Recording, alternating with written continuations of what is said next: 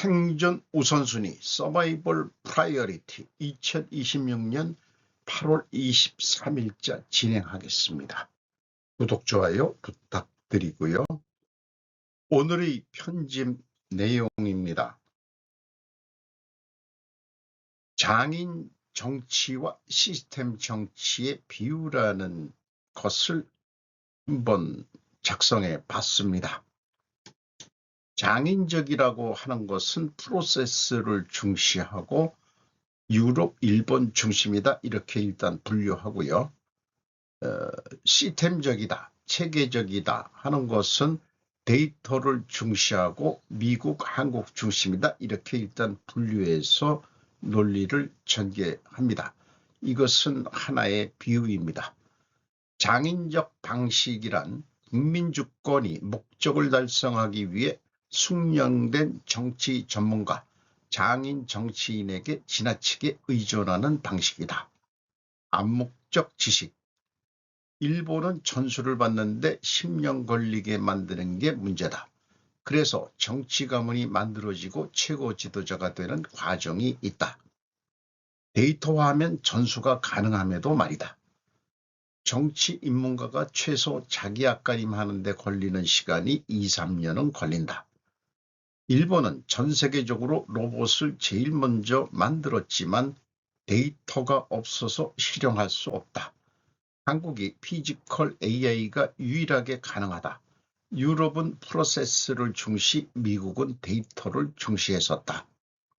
일본, 유럽은 소프트웨어에서 프로세스를 중시했다. 한국, 미국은 데이터를 중시했다. 그 데이터를 가지고 로봇을 훈련시키기 좋은 것이다. 따라서 한국이 가장 최적화된 나라이다.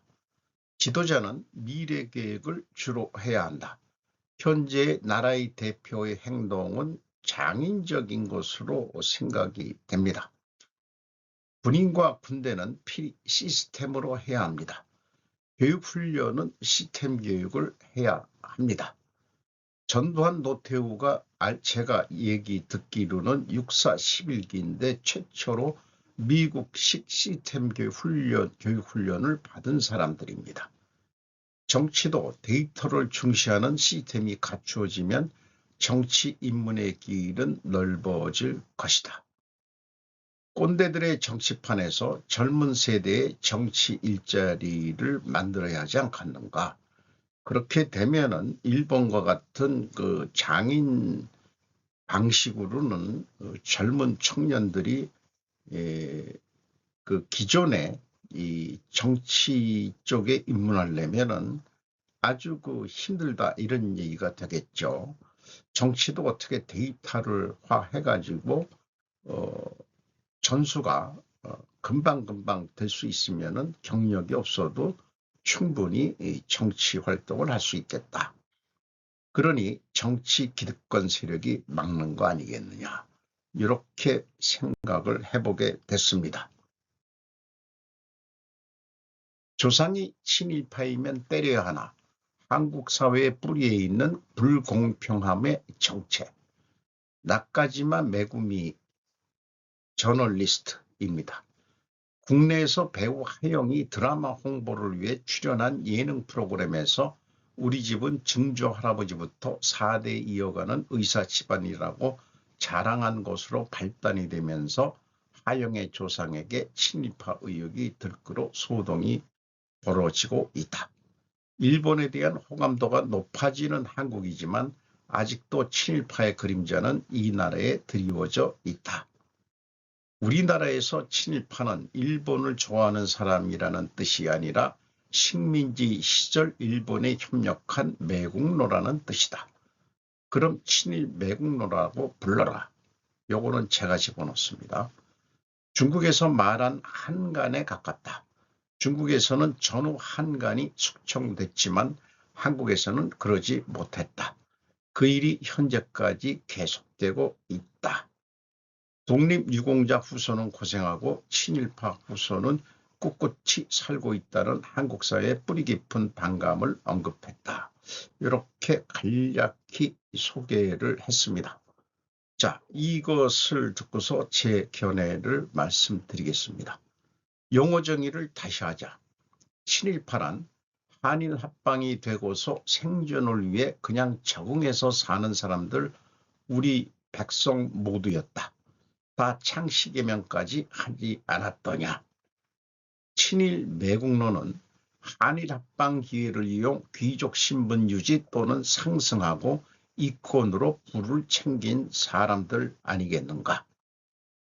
한일 합방으로 신분제도가 철폐되고 천민도 공부하여 서양 우수를 배우고 의사가 된 것이 어찌 친일 매국노인가. 판사도 나온 경우가 있죠.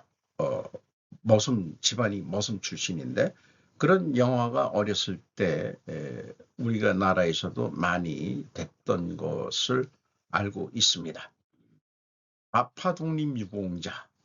독립유공자는 앞에 좌파가 많다고 봅니다.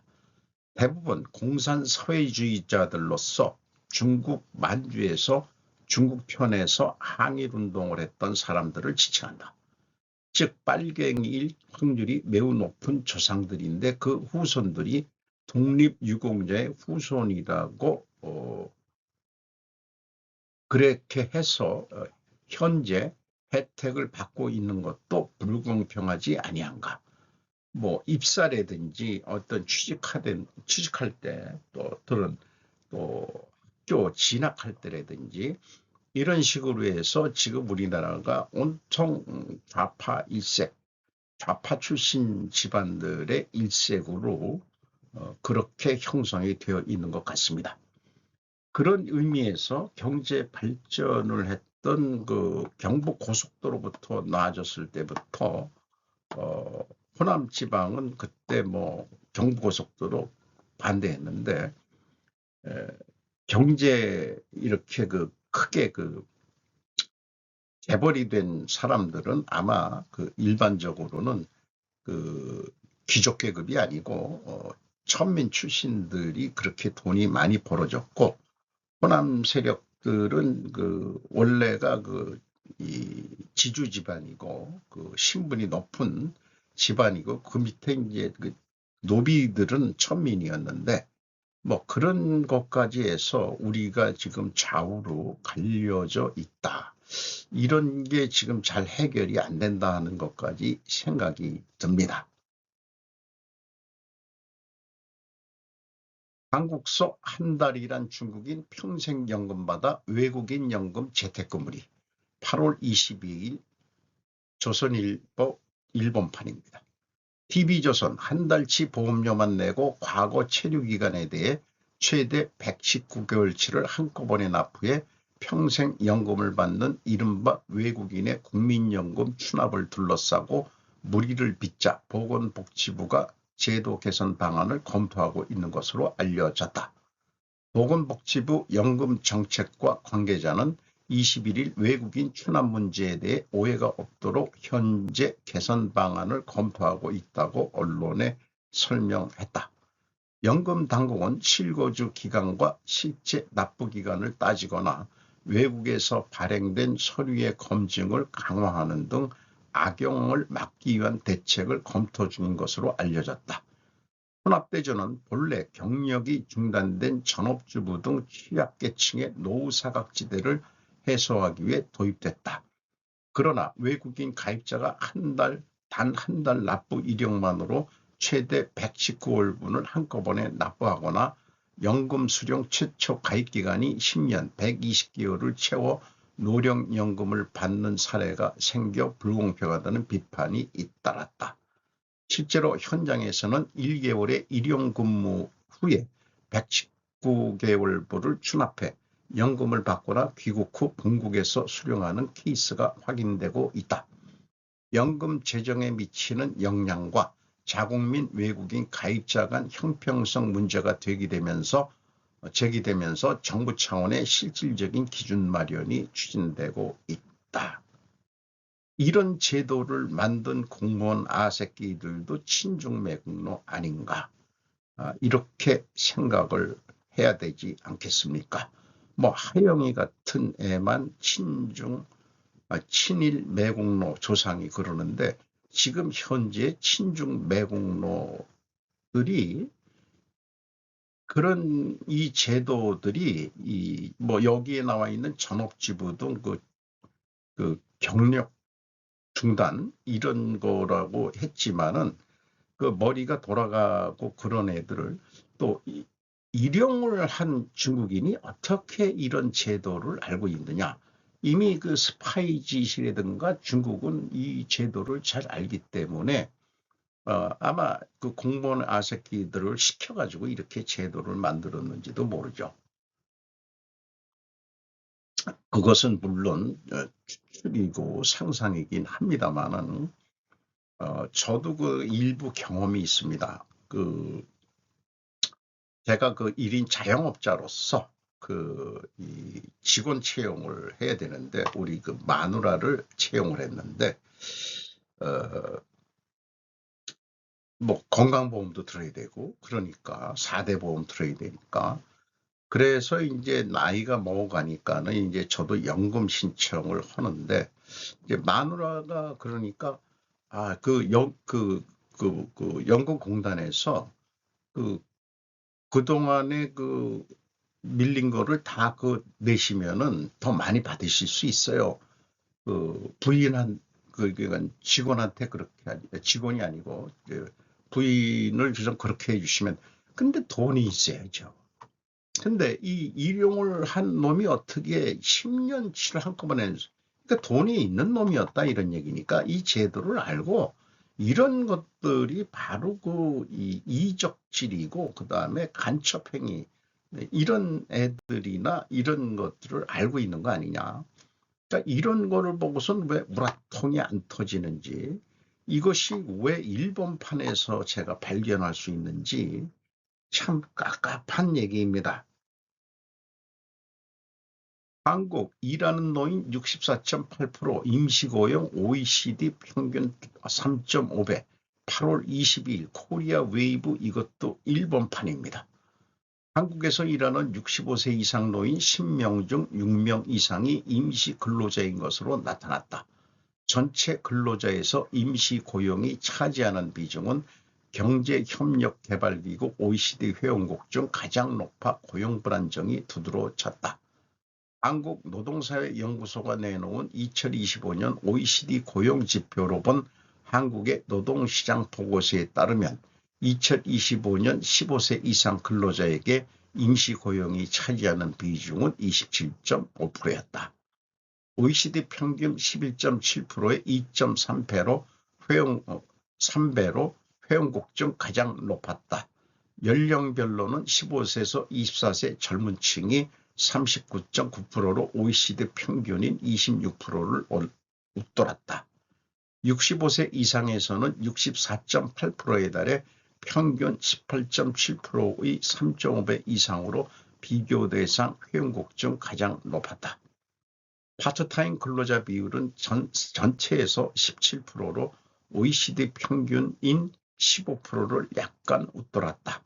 젊은 층은 46.2%로 평균 30.6%를 크게 웃돈 반면 노인은 42.7%로 평균 40.9%와 비슷했다. 이렇게 일본 판에서도 이것도 소개를 했습니다. 그래서 또 빈곤율로 보면은 한국이 OECD 중 최고 빈곤율이 고령자가 높은 나라입니다. 39.7%입니다. 그 다음에 에스토니아가 37.4%, 미국이 22.9%, 일본이 20%, OECD 평균은 14.8%였는데 그러면은 3을 곱하면은 거의 뭐 3배 정도나 높은 노인 빈곤율이 높은 그러니까 빈곤하니까 일을 안 할 수밖에 없고 파트타임이나 뭐 이렇게 되는 건데 문제네요. 그리고도 지금 그러니까 돈을 푼다고요? 글쎄 없습니다. 그거 뭐 지원금 이런 거 10만 원, 20만 원 그게 노인 생활에 도움이 되겠습니까? 어쨌든 이런 현실을 지금 비판을 해야 되는 거 아니냐. 뭐 정권이 바뀌어도 이 구조가 쉽게 바뀔 것 같지는 않습니다만 이런 뉴스를 국내 뉴스에서는 눈이 안 뜨고 그 네이버 그게 한계가 있는 것 같아요. 그 검색 우선순위 이런 거를 보면은 좀 생뚱맞게 우리 국민들의 관심을 딴 데로 돌릴 수 있는 그런 뉴스들만 어그로만 끄는 뭐 그런 뉴스 중심으로 이렇게 상위 랭크. 그래서 네이버 쪽에서는 그 우선순위는 언론기관에서 자기네들이 편집해서 올린다 이렇게 이제 하는데 아주 무책임한 그런. 그러니까 이 누군가 이혜진인가 그 친구가 너무 몸을 사리는 것 같습니다. 왜 수출 호조인데도 경기가 나쁜가? 한국 경제가 직면한 K자형 양극화 구조. 8월 25일 이것도 TBS 크로스 디지털과 브룸버그 거를 가져왔습니다. 이 내용은 상당히 길기 때문에 굵은 제목만 제가 읽도록 하겠습니다. 경기회복 그늘 짙어지는 K자형 양극화, 노동시장의 이중구조, 한계기업의 증가, 가계채무, 새로운 성장 산업의 부족, 격차의 확대 등 다양한 구조적 문제가 남아있다. 노동시장의 이중구조는 그 고임금 직종이 있고 저임금 직종 뭐 이런 것도 얘기가 될 수 있고요. 정규직과 비정규직 이런 것도 얘기가 될 수 있습니다. 반도체 주도 성장 식물 경제 괴리.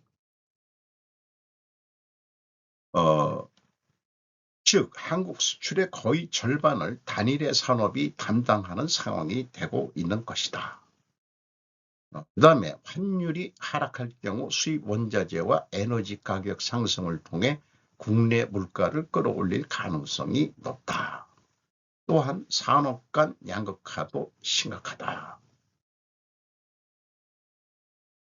이러한 어려운 상황은 한계 기업 증가에도 확인이 된다. 민생과 좀 더 직접적으로 연관되는 문제는 물가와 환율이다.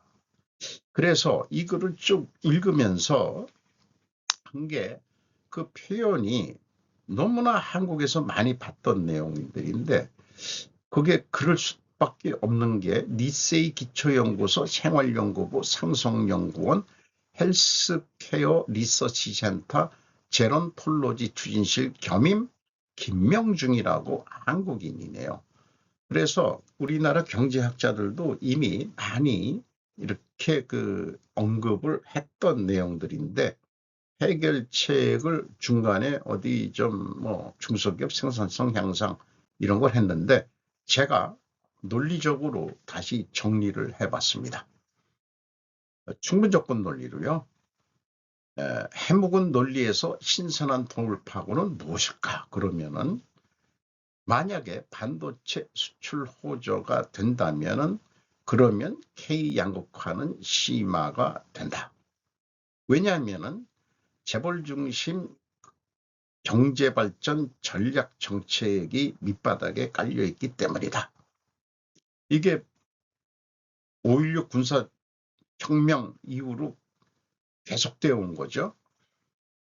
이것이 근본 원인이라면 필연적으로 극복을 한 미래의 희망사항은 이런 거겠죠. 필연적으로 나타날 결과일 수도 있고요. 중소기업 생산성 향상과 새로운 성장 산업. 요거는 그를 전개한 그 사람의 말을 그냥 따라 봤습니다. 그래서 이 중소기업 생산성 향상과 새로운 성장 산업을 진행을 시키는데 요거를 필요 조건으로 갈등 대립도로 구성을 해봤습니다. 중소기업이 지속 가능성이 있기 위하여는 반드시 낙수 효과가 있는 신성장 산업을 개척해야 한다. 낙수 효과가 있는 신성장 산업 개척을 위하여는 반드시 재벌의 문어발식 확장 억제 정책을 써야 한다. 한편 중소기업 지속 가능성을 위하여는 반드시 원가 생산성 향상을 해야 한다. 원가 생산성 향상을 위하여는 반드시 비용 절감, 인건비 상승을 해결해야 한다. 여기에 질문 한 3가지 질문형으로 답을 유도해 볼 수 있는 질문들을 던져봅니다. 드론이나 피지컬 A 종착점은 대기업이어야만 할까? 방산 중소기업과의 협력이 필수적이다. 2번째 질문으로서 인구 감소에 따른 도시 광산, 도시 농장, 수경재배, 도시 아파트 축산, 중소기업 고용력 지정. 3번째, 정부의 역할은 광물자원과 에너지 확보에 전념해야 할 것. 일본은 종합상사가 중요 역할을 지금 하고 있는 것으로 알고 있습니다.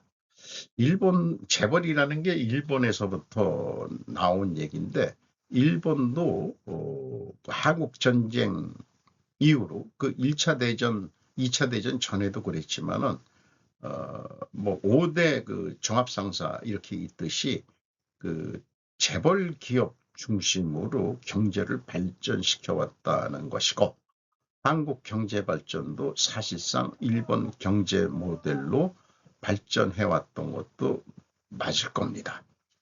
그래서 많은 사람들이 우리나라가 재벌 중심이라서 그게 이제 그 고착화됐다.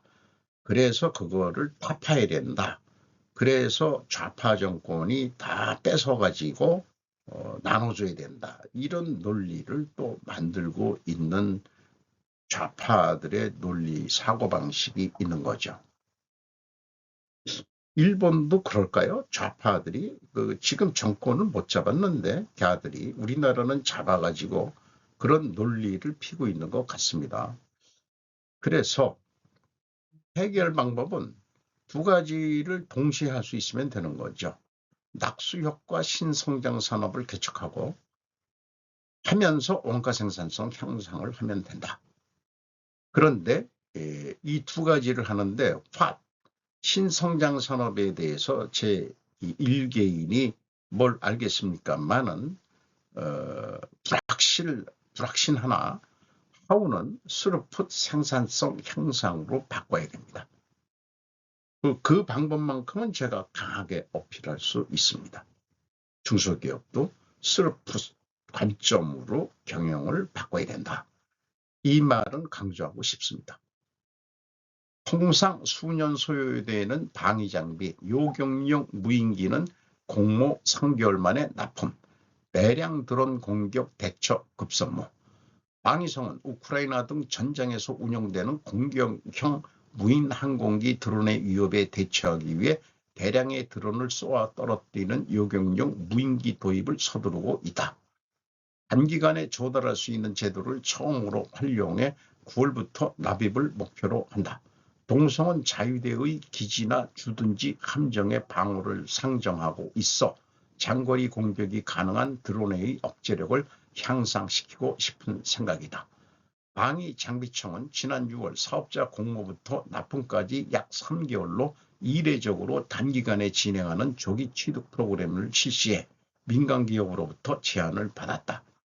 요격용 무인기의 기종은 최고 속력이 시속 250km나 수직 이착륙 VTOL형 등의 속력을 공통상으로 구한 다음 국산으로 국내의 생산 기반을 정비할 수 있는 것 등을 개별의 요건으로 들었다. 국내외의 38사로부터 제안이 있어 동청은 7월 우크라이나에서 러시아군이 사용하는 이란의 공격형 무인기 사이드의 요격 실적이 있는 드론 기업 테라드론, 도쿄 등 4사의 4기종을 실증 시험을 대상으로 선정했다. 해상 자유대에서의 운용을 염두에 두고 있어 바다 자체의 기지나 호위함 등에서 이미 시험을 실시했다. 8월 중에 조달을 위해 계약할 계획이다. 일본이 방위산업 수출국가가 아니면서도 이런 걸 보면은 실질적으로는 사이드 드론을 방어하는 요격기로서 이미 테라드론 도쿄가 이미 수출을 한 거 아니에요. 우리 한국은 뭐하고 자빠졌나 모르겠네요. 그렇습니다. 동성이 요격할 수 있는 무인기의 도입을 서두르는 것은 드론을 둘러싼 환경이 급속히 변화하고 있기 때문이다. 우크라이나나 이란의 전장에서는 값싼 무인기가 대량으로 투입되고 있는 것 외에 중국도 장래적으로 다수의 드론을 운용해 포화 공격에 사용할 가능성이 지적된다. 탄도미사일이나 항공기 등의 대처를 상정하는 자위대의 요격 미사일은 고가로 탄수도 한정되어 대량의 드론 공격의 대처가 급선무가 되고 있다. 방위 장비품은 통상 계획으로부터 도입까지 수년 단위를 필요로 하지만 타국의 동향을 근거로 해 해상 자위대의 금년도 예산으로 대응해 조기에 조달을 단행했다. 무인기에 대해서는 이번 단기 조달과 별도로 라쿠텐 그룹이 독일 스타트업 신흥기업과 손잡고 인공지능을 탑재한 요격용 무인기를 육상 자위대에 도입하는 지원에 나선다. 육지는 조만간 실증 실험을 실시할 예정이다. 질문: 한국 국방부는 현재 뭘 하고 있는지 봤더니 이지라를 하고 있네요. 미 국무부 한국의 AIM-9X 공대공 미사일 103기 판매 잠정 승인. 백소희 머니투데이 8월 22일. 21일 현지 시간 미 국무부는 한국 정부가 요청한 AIM-9X 사이드와인더 블록2 미사일 103기와 전술 유도장치 10기 등 구매에 대해 대외 군사 판매의 승인을 하기로 결정했다고 밝혔다. 총 예상 비용은 1억 2,500만 달러, 1,730여억 원이다. 판매 예정 품목에 능동광학 표적 탐지기와 무기체계 지원, 교육훈련, 미 정부 및 계약업체의 기술, 공학, 군수 지원 등이 포함된다. 주 계약업체는 미국 버지니아주 알링턴에 있는 방산업체 RTX다. 북한을 대상으로 한 방위라면은 북한이 공군력이 약한데 이게 공대공 미사일인데 지금 이게 급한 거냐? 미국이야 파니까 좋죠. 그러니까는 FMS가 승인하기로 결정했다는데 우리가 그 공중전을 할 일이 어디 하고 있을까요? 중국하고 있을까? 그럼 그렇게 될까요? 드론으로 일본은 중국에서도 대량 드론으로 그 포위식으로 올 수도 있는데 장거리니까 이거를 염려하는데 뭐 두 가지 다 필요할 수도 있겠지만은 전투 그 공중전이 일어날 수도 있지만은 요즘은 무인 이런 거니까 좀 그 어떤 그 감각이 지금 이 국방장관 애가 그 민방위 출신이 돼가지고 한계가 있는 것 같습니다. SK 하이닉스 글로벌 공급 부족으로 일본 칩 공장 주목 보고서. 슈밴드 비발 글로벌 데이터. 이미 그 소개를 했습니다만은 그래도 그 외신 쪽에서 또 나왔기 때문에 한 번 더 소개를 해야 될 것 같습니다. 한국의 SK 하이닉스가 일본 미야기현의 메모리 반도체 제조 시설을 설립하는 방안을 검토 중인 것으로 알려졌으며 투자 금액은 수십조 원에 달한 것으로 알려졌다. 지역신문 한겨레는 이 프로젝트가 확정될 때까지 한국 칩 제조업체가 일본에 설립한 첫 번째 주요 생산시설이 될 것이라고 보도했다. 그 한겨레가 단독 보도를 했었는데 어디서 이 입수를 했는지 또 어저께도 얘기했지만 최태원이하고 비공개 그 만남을 했다 그러죠. 요거는 중복이 돼서 그 굵은 글씨만 읽겠습니다. 미국 정부와 칩 제조 업체들이 미국 내 메모리 칩 제조 능력을 구축해야 하던 기존 압박에 이런 게 현실이 있는 거죠. 그리고 한편 그 소니그룹과 TSMC는 일본 남서부 구마모토에 위치한 시설에서 약 1조엔 62억 9천만 달러의 투자를 받아 첨단 이미지 센서 칩 대량 생산을 준비하고 있는 보도도 있었다. 제가 생각하기로 대한상공회의소 소장을 겸하고 있는 최태원 회장은 25년부터 한일 경제 공동체를 주창했던 게 기억이 납니다. 이재명은 그래서 노태우 비자금으로 지금 딴지 걸기를 해서 내 말 들어, 야, 응? 호남부터 저마 이러고 있는 건데, 호남에는 많은 사람들이 얘기하는데 아직 인프라가 안 돼 있다. 그런데 어떻게 민간 기업이 그런 거 조사 안 했겠냐. 용인, 그 사라진 천, 뭐 주거 용인 뭐 이런 얘기가 있듯이 용인이라는 데가 아주 그 안식처로서 좋고 안정적인 그런 풍수지리를 가지고 있다는 옛날 얘기를 들었습니다. 미국은 200억 달러 상당의 캐나다 제품에 50% 관세를 부과하고 있으며 캐나다는 보복할 것. 폴 와이즈맨과 롭 길리스가 AP에서 했습니다. 이것도 읽는 것은 생략합니다. 굵은 글씨만 얘기합니다. 철강, 알루미늄, 자동차 및 목재에 대한 트럼프 관세에 대한 양보를 요청했다고 캐나다가 했는데 이것이 잘 안 될 것 같다. 일반적으로 협력적인 동맹은 실패합니다. 이런 표현도 있고요. 지금 목화 관세 전쟁이 캐나다와 벌어졌습니다. 중국과 인도네시아는 군사관계를 강화하고 광물 에너지 및 기술에 대해 더 긴밀히 협력하기로 스탠리 위리안토와 스테파노 슐라이만이 로이터에서 8월 21일 보도했습니다. 이것도 굵은 글씨만 읽겠습니다. 중국과 미국과의 관계를 균형 있게 유지하기 위해 군사관계를 강화하고 광물 에너지 및 기술 분야에서 긴밀히 협력하기로 합의했습니다. 양국은 인공지능, 국방, 철도, 운송부터 친환경 에너지, 위성, 어백 이르기까지 다양한 분야에서 협력하기로 약속했습니다. 인도네시아 대통령은 비동맹 외교정책을 유지할 것을 주장하며 또 G20 경제대국으로서 니켈, 주석, 구리, 금, 보크사이트의 광활한 매장용을 보유하고 있다는 것도 소개를 하고 있습니다. 고품질 협력, 하이어 퀄리티 코퍼레이션이라고 국방부끼리도 또 그렇게 표현을 했습니다. 인도네시아의 탄약 미사일 로켓을 생산하고 중국으로부터 기술 이전 가능성을 포함한 공동 군수 공장에 대해서도 논의했다고 말했습니다. 그 인도네시아하고 K21 뭐 공동 개발 이렇게 했던 게 돈도 제대로 안 들어오고 그런 애들이었는데 인도네시아하고 제3세력하고는 국방에 대해서는 너무 협력을 안 해야 좋을 것 같습니다. 무역 및 투자에 대해서도 소개를 하고 있고요. 중소기업들이 지나치게 엄격한 규제, 과도한 집행, 당국의 부패 및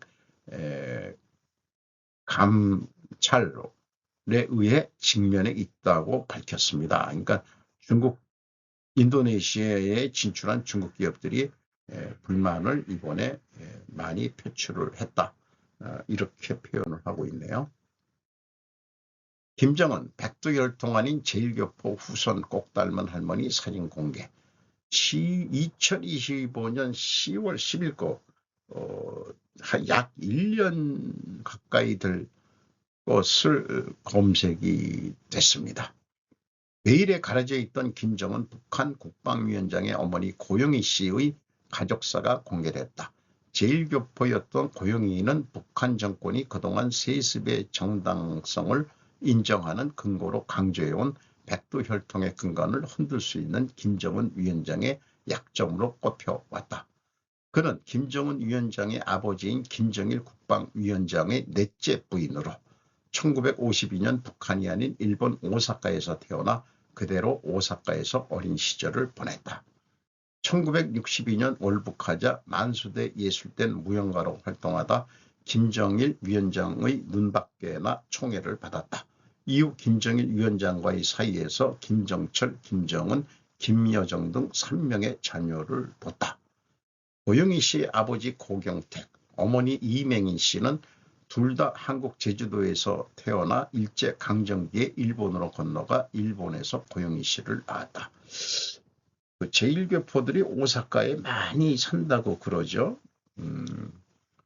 오사카가 그때는 뭐 그래도 일거리가 제일 많았던 데것 같습니다. 근데 가만 보면은 뭐 비슷하게 생긴 것 같긴 해요. 그리고 그 고용희 씨가 이제 안경 쓰고 김정일이가 생전에 이게 찍혔던 사진, 이런 게 이제 사진이 공개가 됐는데, 어쨌든 일본 이름이 있었을 거예요. 고영희 씨가 뭐 매구민가 뭐 그런 뭐라고 한다고 그러는데 저는 잘 일본 이름은 잘 모르겠습니다. 어쨌든 이 김정은 모친이 제1교포 출신이다. 뭐 그래도 아버지가 백두혈통이면 백두혈통인 거지 뭐. 노태우 비자금을 조사하는 이유. 이미 앞에서도 언급했지만 김정민 국제전략연구소도 다뤘습니다. 그 부분만 가져왔습니다. 최태원 회장이 말을 안 들어서 그래서 노태우 비자금 수사하는 것이다. 김옥숙 여사만 조사할까? 비자금이면 빼앗을 수도 있다. 어차피 사회주의 국가인데 그렇게 추측한다는 것이다. 미국 반도체 공장 원래 하려 했다.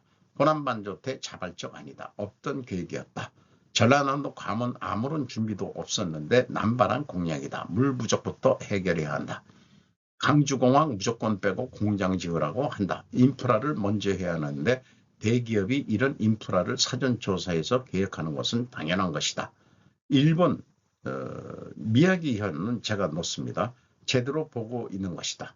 빌 게이츠 만난 최태원 차세대 원전 AI 데이터 센터 논의. 생산하면 팔리냐 안 팔리냐가 중요한 것인데 일본은 수요가 있는 것이다. 전라도가 좋아질 것이긴 하다. 그러나 전라도민이 좋아질 수 있는지는 미지수다. 그때쯤 소각장은 다 없앨 것이다. 이재명 뒷배를 확실히 알았다. 링 위에 올라가면 적이나 다 소속사가 같은 것이다. 선거자금의 뿌리가 같다는 것이다. 이재명 집권기간 경제는 안 좋아할 것이나 탄핵을 받지는 않을 것 같다. 콘텐츠 방송 정말 힘들고 창작적인 일을 해야 하는 고된 작업이다라고 말하고 있습니다. 제가 이런 것들을 사실 프로컨슈머라는 거 아니겠느냐 이렇게 생산을 합니다. 이것은 나중에 딴 데 써먹으려고 제가 영화에서 캡처한 건데 당신이 모르는 역사만이 새롭다. 아무리 청렴하고 훌륭해도 힘이 없다면 할 수 있겠냐. 그러니까 힘을 얻기 위해서 부정을 해서는 안 된다는 게 아까 시스템적인 청년 정치 일자리, 이게 뭐 정치에서 나온 얘기입니다만은 그런 거하고 맨 앞에 거하고 연결을 해보고 싶습니다. 그래서 제가 여기 소비자, 사용자, 노동자를 이렇게 하고 소비자 주권 시대라고 했는데 이게 확실히 구분되는 게하고 겹치는 부분이 있죠. 저 같은 경우는 이 사용자 겸 소비자입니다. 1인 기업가로서 그렇죠. 그리고 노동자도 하고 있는 거죠. 이렇게 정신노동을 해 가면서 그리고 소리내어 읽으면서 제가 이해를 해보려는 거니까 그래서 시간을 낚습니다. 세상 돌아가는 걸 관주하고 싶어서요.